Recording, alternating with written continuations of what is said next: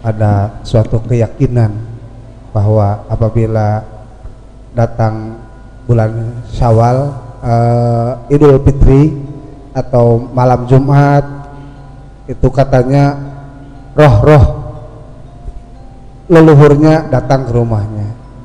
Dia nggak perlu lagi jalan-jalan sampai ke rumah ngambil nasi jamblang, kasih nasi. Betul nggak ada? Iya, diambil sama kucing. Itu menegaskan bahwa memang orang beragama itu yakin.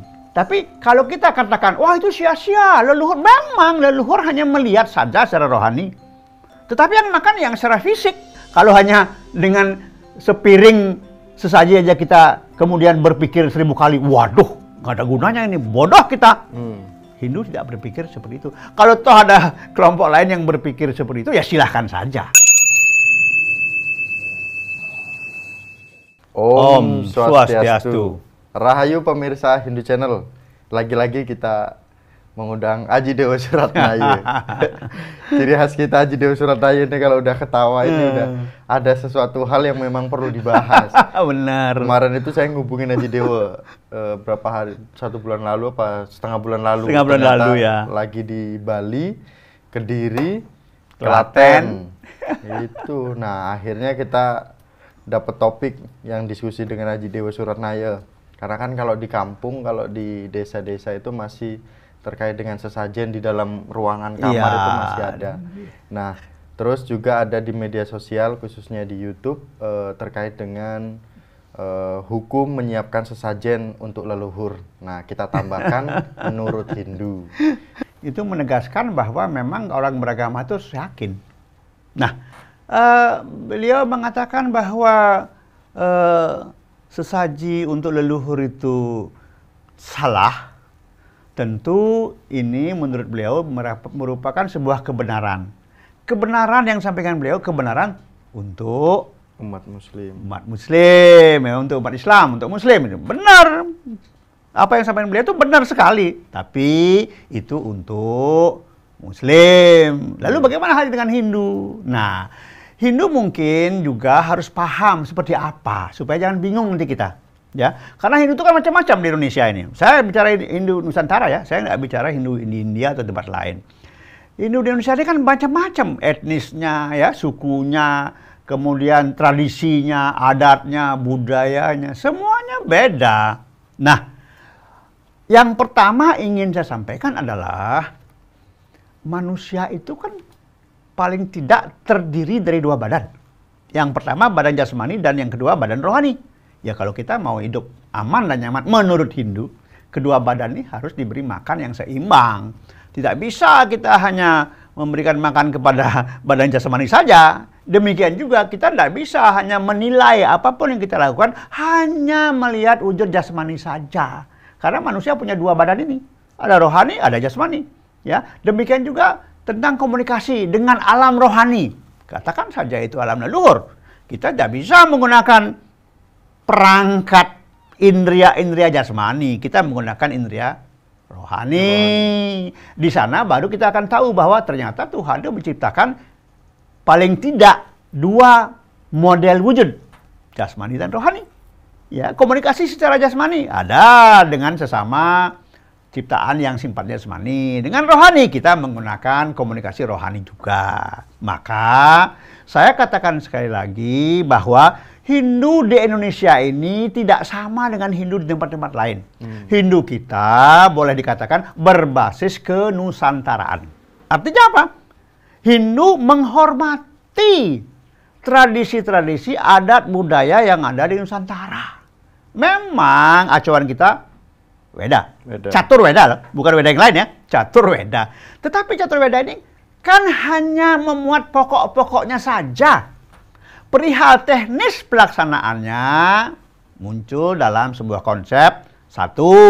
Dharma Siddhartha. Itu Menawa Dharma Sastra, Adhyaya 7, Sloka 10. Yang kemudian menggejawantah dalam kehidupan ini sehingga lebih mudah dipahami yang disebut dengan Desa Kala Patra. Desa di manakah konsep itu atau tradisi itu berlaku. Kemudian Desa Kala, kapan?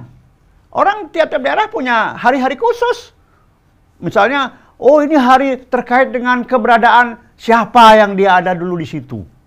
Kemudian desa kalau patra, sesuai nggak dengan apa yang memang pantas dilakukan di sana tanpa harus melanggar etika. Patra ini bisa diartikan sebagai selembar daun yang ada tulisannya yang berisi tentang hal-hal yang bersifat keagamaan misalnya. Bisa seperti itu. Ada juga bisa merupakan sesuatu yang tidak tertulis. Ada bahasa lontar tanpa tulis, tanpa sastra. Ya ada yang begitu.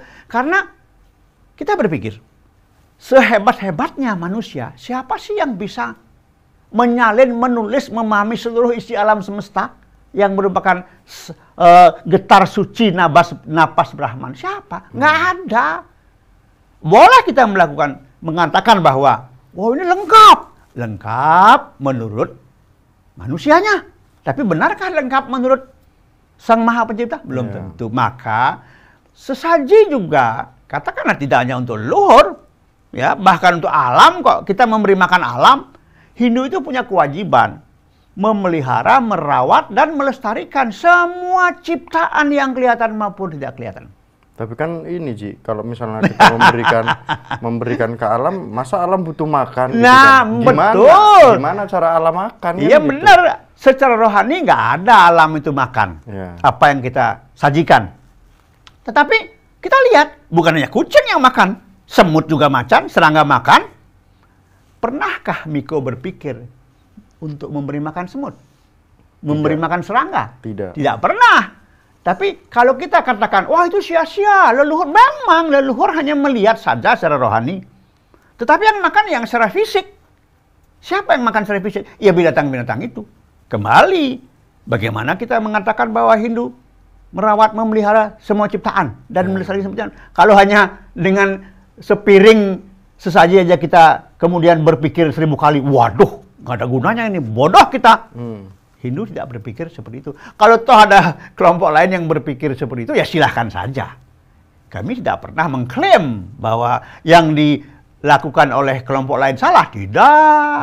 Masing-masing punya kebenaran. Walaupun kebenaran itu mungkin bukan kebenaran yang hakiki, tapi kebenaran sebagai manusia yang muncul. Nggak salah. Kita hormati semua kok. Nah, kemudian Haji Dewa. Ini Haji Dewa baru pertama aja udah semangat banget Haji Dewa. Nah, Haji Dewa, ini kan di dalam Hindu itu juga kan ada hari-hari besar. Karena kan di sini juga tadi disinggung hari besar menurut Muslim seperti itu. Namun kalau menurut Hindu, hari-hari besar itu apakah leluhur kita hadir untuk menyaksikan apa yang dipersembahkan, sesaji apa yang dipersembahkan, kemudian apa kesukaannya. Karena bener kalau leluhur kita itu pulang gitu. Nah, seandainya pulang, tujuannya pulang dengan untuk adanya apa, gitu ya? Tujuannya pulang untuk apa, dan ketika ada sesaji itu, apakah kalau tidak ada sesaji itu dia tidak pulang atau apa kan gitu? Ya, terkait dengan leluhur ya, kalau menurut Hindu loh ya. Kalau yang lain saya nggak tahu itu dan saya nggak mau tahu. Menurut leluhur tadi ada kata-kata beriman dan kafir. Lah, itu tidak salah. Apa yang disampaikan oleh beliau itu tidak salah. Memang dalam Hindu tidak dikenal istilah iman dan tidak beriman itu. Yang ada serada dan bakti. Nah, serada dan bakti. Selama kita serada dan bakti, ya sudah. Mau dikatakan tidak beriman, ya monggo kerso. Kemudian dikatakan bahwa kafir, ya silakan. Setahu saya, beliau pernah mengatakan dulu bahwa kafir itu adalah orang-orang yang tidak mengimani Nabi Muhammad. Loh, kita agamanya beda, pasti tidaklah mengimani. Jadi jangan pula umat Hindu tersinggung, dibilang kafir. Memang benar itu kata-kata bahasa Arab kuno kok itu. Berarti kalau misalnya kafir, iya? Iya, memang kami kafir kok.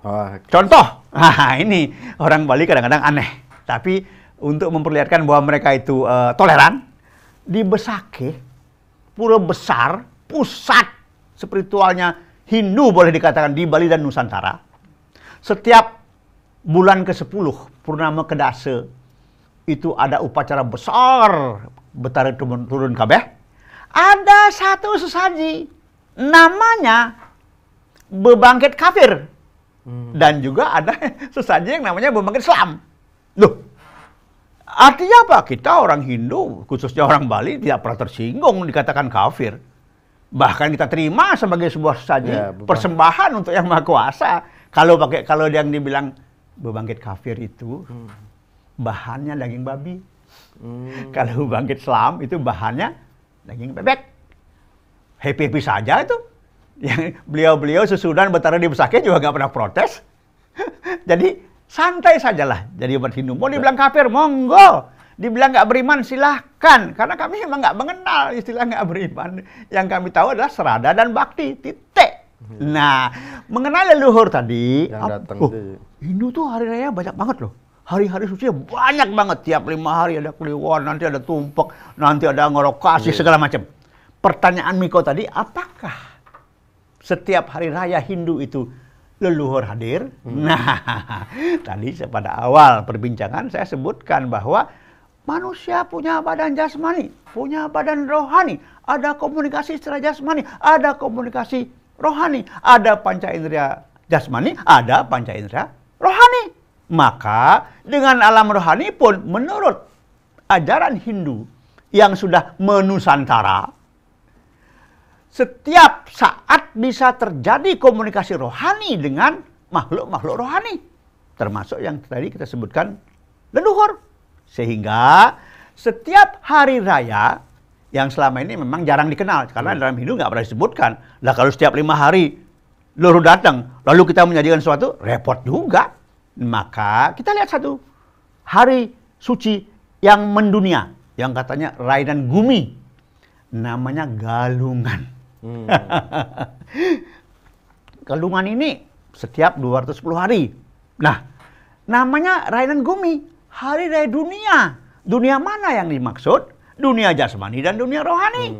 Sehingga ada di dalam kurun waktu terkait dengan Galungan itu, sesuai dengan serada bakti umat Hindu, leluhur hadir. Kapan? Dan mengapa hadir? Memang leluhur nggak punya kerjaan apa? Hadir gak punya kerjaan, mentang-mentang ada sesaji hanya yang namanya sode misalnya, sekepal nasi putih, lalu ada air putih, lalu ini dimakan, nanti ada sambal pete, karena mungkin leluhur doyan pete. Apakah itu salah? Menurut Hindu, maaf menurut Hindu loh ya, kalau yang menurut yang lain dibilang salah ya silakan. Menurut Hindu, karena dirasakan manfaatnya, maka Galungan pertama disebut Rainan Gumi, hari raya dunia, karena Galungan itu menyentuh alam jasmani saja, alam jasmani dan alam rohani.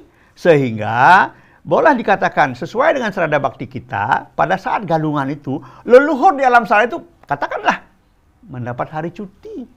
Turunlah kalian. Ada hari cuti. Loh iyalah, itu kan bahasa saya. Kita yang hidup nggak pernah cuti. Enak bener ya. Nah itulah dalam Hindu, ada hari-hari di mana leluhur itu turun terkait dengan Galungan, ikut merayakan Galungan dan melihat apa yang dilakukan oleh keturunannya pada saat Galungan. Dan beberapa hari setelah, karena Galungan itu dikatakan hari raya dunia, itu nggak cuma sehari 2 hari. 60 hari. Gaung Galungan itu 60 hari. Sejak Tumpak Warige sampai nanti Buddha Kliwon Pahang. 60 hari ini. Makanya dikatakan ini, wah ini hari raya dunia ini. Dunia yang dimaksud dunia jasmani dan dunia rohani. Sehingga pada saat rangkaian Galungan ini, leluhur turun. Kapan leluhur turun? Nah, kembali ini serada bakti Hindu. Jangan campur baurkan yang lain. Kapan turunnya? Sehari setelah Galungan. 10 hari sampai dengan Kuningan. 10 hari loh. Hari cutinya lama nih cutinya 10 hari ini. Sampai dengan Kuningan, ini leluhur turun. Ikut melihat apa yang dilakukan oleh keturunannya saat Galungan. Apa sih?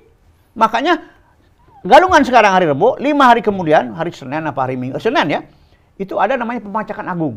Jadi kalau orang Hindu setelah dia bergalungan, yakin dia, saya bergalungan dan saya akan selalu memenangkan Dharma. Kan gitu.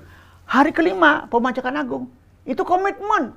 Kami umat Hindu berkomitmen untuk selalu mengedepankan Dharma. 5 hari. 5 hari kemudian Kuningan. Jadi selama sehari setelah Kuningan, Galungan, sampai dengan Kuningan 10 hari, itu leluhur, maaf, bahasa saya berkeliaran di rumah keturunannya. Saat itulah kita bisa curhat. Tentu dengan bahasa rohani, tidak teriak-teriak. Itu curhat kita. Lalu untuk membuktikan bakti kita kepada leluhur, kita sediakan sesuatu. Ya. Umumnya itu nasi putih, air putih, namanya soda. Gula putih. Nah, tapi di Bali ada juga. Daerah Bali Utara itu kalau galungan, atau bukan galungan, Pagarosi, mereka pergi ke makam leluhurnya. Makan-makan di sana. Tentu mengaturkan sesuatu. Berupa makanan umumnya. Nah, kembali kepada galungan tadi, leluhur datang, kita curhat secara rohani, komunikasi rohani, kemudian sajikan sesuatu yang umumnya kita kan makan nasi pasti sama air putih, pasti itu, makanya itulah yang gampang. Ada juga, saya lihat ada juga karena dulu leluhurnya doyan apa pete jengkol, dia bikin makanan itu, ya dibikin, terutama misalnya di Konghucu. Ya, itu di luar Hindu pun melakukan. Yeah. Karena saya melakukan itu, saya lihat, oh iya. Jadi ada 10 hari ini leluhur. Makanya sampai Kuningan, sebelum tengah hari, leluhur sudah harus balik kembali ke Pitraloka, tempatnya masing-masing. Karena masa cuti habis. Yeah. Nah kemudian Haji, ini karena supaya nyambung, sistem kerjanya gimana sesajen ini? Gitu loh, Ji. Sesajen ini hanya semacam tanda bakti, tidak lebih. Nggak ada leluhur makan yang benar. Bisa kucing, bisa semut, bisa segala macam serangga makan itu. Itu hanya, jadi begini, bagaimana kerjanya? Nah, saya cerita sedikit. Memang ini agak unik ya, karena ini tidak bersifat fisik. Secara metafisik, secara niskala, begitu kita sajikan itu, kita memanggil, katakanlah, menyebut gitu ya. Beliau hadir, karena ini memang harus hadir 10 hari ini. Lah kalau dikasih cuti nggak ke rumah keturunannya ngapain? Jalan-jalan kemana dia? Masa dia ke Cina main golf? Oh? Justru ini kesempatan untuk bertemu dengan keturunan, untuk menyambung talinya ini, tali persaudaraan ini. Jadi dalam Hindu nggak ada orang mati terus putus, tuh nggak ada cerita itu. Tetap, saya kira di tempat lain juga ada yang begitu kok. Malah ada yang begini sampai 7 keturunan ke atas dia masih ingat. Satu yang meninggal, yang atas hilang 1. Ini yang meninggal lagi, hilang lagi 1. Tetap 7 ini. Teman saya nggak usah sebutkan itu, nanti menimbulkan polemik nanti ya. Nah, jadi begitu kita panggil, beliau hadir, kita komunikasi rohani. Menggunakan indria-indria rohani, mulut rohani, kuping rohani, mata rohani kita pakai saat itu. Sehingga terjadi komunikasi. Itulah saat-saat yang penting di mana kita bisa curhat dengan beliau-beliau itu. Bercerita ke barat, ke timur, entah apa yang disampaikan. Tapi itulah harinya. Cara kerjanya begitu. Jadi ini yang namanya sesaji, ini cuman hanya tanda bakti. Sama kalau kita ke pura, bawa segala macam buah-buahan, buah apa yang dibawa itu. Yeah. Dan memang kalau kita nggak sajikan sesuatu, beliau nggak hadir. Tetap hadir. Kenapa? 10 hari cuti dia mau ngapain? Pastilah tujuannya untuk bertemu dengan keturunannya. Pasti itu nggak mungkin. Ada kegiatan lain, apa kondangan ke teman lain, nggak mungkin. Inilah ya. Jadi cara kerjanya sederhana. Sediakan sesuatu yang dikenal. Ya jelas kalau nasi kan makanannya. Semua manusia dulu leluhur kita juga makan nasi. Air pasti. Jadi ini yang paling sederhana. Kasih dupa 1. Lalu kita memohon supaya beliau hadir. Ya hadirlah. Karena orang mati dalam konsep Hindu setelah disempurnakan. Kalau di Jawa ada pengantas panjurung sukmo atman manunggal. Dia sudah setara dengan dewata. Rigveda Mandala 10 Sukta 15. Sudah seperti itu. Tidak dibatasi oleh jarak lagi. Nggak, tidak. Menembus ruang dan waktu. Biarpun dia mati 1000 tahun lalu, kalau dia merasa masih sayang dengan keturunannya atau ada yang harus disampaikan, hadirlah dia. Nggak bisa kita mengatakan, oh nggak bisa. Karena beda. Saya ingatkan tadi bahwa Hindu Nusantara ini, Hindu yang berbasis kenusantaraan. Adat, tradisi, budaya tetap menjadi sesuatu yang mengedepan. Karena Weda hanya memuat pokok-pokok. Ya, contoh orang mati. Ya, mandala 10 Sukta 15 sama, hanya mantramnya beda 14. Itu perihal kematian. Di dalam ajaran Weda dikatakan bahwa ada 2 cara penanganannya. Yang pertama dagdagni, kremasi. Yang kedua anagni dagda, dikubur. Teknis pelaksanaan disesuaikan dengan desa Kalepatra. Jangan paksakan orang Jawa harus dikremasi. Kalau dia nggak tega melihat leluhurnya diguling dibakar kayak kambing guling, sekarang lebih sopan sekarang masuk ruangan tutup, kita nggak tahu apa yang terjadi. Kalau dulu nggak bakar begitu.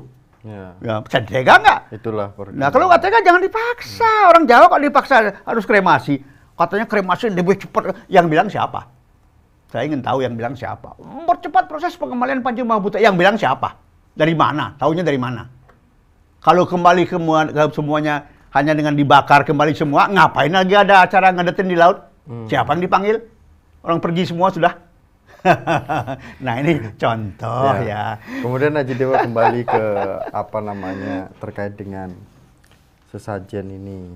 Nah kan kita tahu semua bahwa Kejawen khususnya tradisi-tradisi hampir semua tradisi itu masih melakukan itu. Nah ketika itu tidak dilakukan, apakah ada perbedaan atau Aji menyuruh untuk cobalah lakukan dan tidak lakukan? Mungkin seandainya dilakukan dan tidak dilakukan, dampaknya seperti apa? Begini.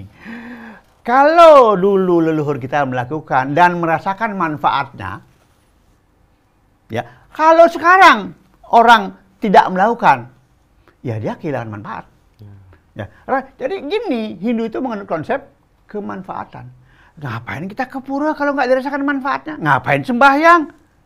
Untuk apa melakukan kegiatan keagamaan kalau manfaat nggak dirasakan? Buat saya begitu. Nggak usah, ngapain rajin-rajin amat. Artinya apa? Orang dulu karena merasakan manfaatnya dan tidak dianggap melanggar tatwa etika dan acara, maka itu dilakukan karena manfaat dirasakan. Kalau sekarang dirasakan nggak ada manfaatnya, ngapain dilakukan? Tapi kita berkaca kepada apa yang dulu dilakukan oleh leluhur. Leluhur itu kan dia orang bodoh. Mereka wikan, bijaksana, cerdas secara rohani. Sekarang kita aja nggak cerdas. Kenapa? Terlalu banyak limah-limah dalam diri kita. Terlalu banyak godaan-godaan. Seperti itu. Ingat, manfaat. Kalau Miko merasakan tidak ada manfaat, jangan lakukan. Tapi kalau dirasakan ada manfaat dan tidak melanggar tatwa, etika, dan acara, lakukan. Tapi kalau seandainya yang sudah biasa melakukan dan tiba-tiba tidak melakukan gara-gara mendengarkan sesuatu hal, apalagi umat Hindu, itu pasti akan merasakan perbedaan yang sangat jauh sekali. Jelas. Hampa gitu kan. Ada rasa yang hilang. Karena hilang. begini, apapun yang kita lakukan dalam kegiatan keagamaan Hindu, itu basisnya adalah apa? Sugesti diri, bagaimana kita mensugesti diri kita. Sekarang lihatlah, di televisi banyak sekali orang dengan mudah membunuh istrinya, membunuh anaknya, memperkosa anaknya. Ya, banyak sekali dengan gampang orang merampok, membegal, membunuh, tawuran. Apa artinya itu? Pernah nggak dipikirkan? Lalu peran agama di mana? Ini harus dicari tahu kenapa. Karena ada ketidakseimbangan antara badan rohani dan badan jasmani. Karena tidak ada keseimbangan. Nah, itu masalahnya. Nah, Haji Dewa, terakhir nih Haji Dewa. Kita jangan panjang-panjang lah. Jangan. Karena Haji Dewa, kalau terlalu lama dikasih panggung bahaya ya. Bahaya nih, orang yang berbahaya. Nah, Haji Dewa, pesan untuk umat Hindu terkait dengan mengaturkan sesaji khususnya untuk leluhur, ini seperti apa? Iya. Idealnya menurut saya tetap dilaksanakan selama itu tidak dianggap sebagai beban. Jangan apapun yang kita lakukan, kalau itu beban jangan dilakukan. Ya, leluhur sudah membuktikan bahwa apa yang beliau lakukan dan kita ikuti sekarang ini manfaatnya banyak. Dan yang tidak mengikuti banyak kehilangan. Sekarang tinggal kita memilih mau mendapat manfaat atau mau kehilangan manfaat. Titik. Itu. Sukses semua Haji Dewa. Sama-sama. Ini diskusi kita pada hari ini terkait dengan sesajen menurut Hindu kan. Iya. Oke. Dan diskusi kita mungkin nanti ada topik-topik selanjutnya yang mungkin pemirsa Hindu Channel sudah menyiapkan dan bertanya, dan ternyata banyak yang meminta nomor Haji Dewa Suratnaya. Jangan dikasih. Oh, jangan dikasih, bahaya nanti Haji ya. Bahaya nanti Haji Dewa banyak menyebar racun, keracunan semua nanti. Nah, mungkin itu Haji Dewa, sukses semua. Sama-sama. Sehat selalu. Dengar-dengar beberapa hari ini, besok pagi mungkin ya. Ya. Akan berangkat lagi Betul. ke Kendal, ke Kediri. Ke Bali dulu, terus ke Kediri, terus ke Klaten. Nah, lancar-lancar, sehat selalu Haji Dewa. Mudah-mudahan. Ini anak muda akhirnya malu sendiri karena yang sepuh kita malah yang keliling-keliling. Karena dipermalukan orang tua. Ya, semua rahayu, sehat, Oke, sehat-sehat Haji Dewa nggih. Suranaya. Kami tutup dengan Paramasanti. Om Santi, Santi, Santi. Oh, Kusuma Haji. sama-sama.